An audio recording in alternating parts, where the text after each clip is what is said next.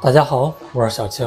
100克糯米粉，20克白糖，4个红枣先去乳枣核，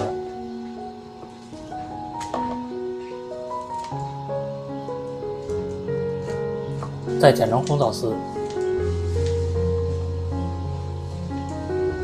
最后再剪成红枣碎。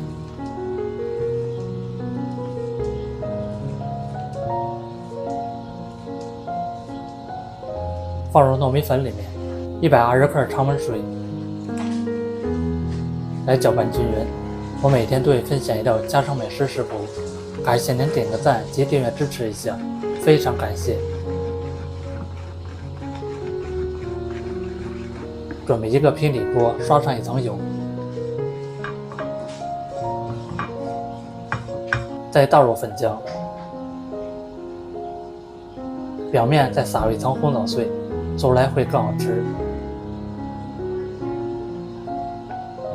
全程使用小火慢慢煎，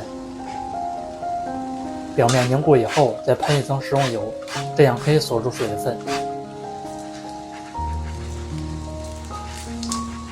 底面煎至金黄色，再翻一个面，中途仅翻2次面。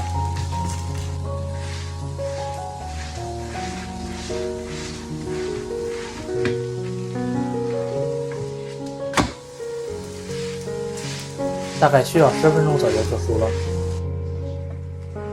再切成自己喜欢的小块，这样做出来的红枣糯米饼外脆里糯，吃起来的口感香甜可口，营养丰富。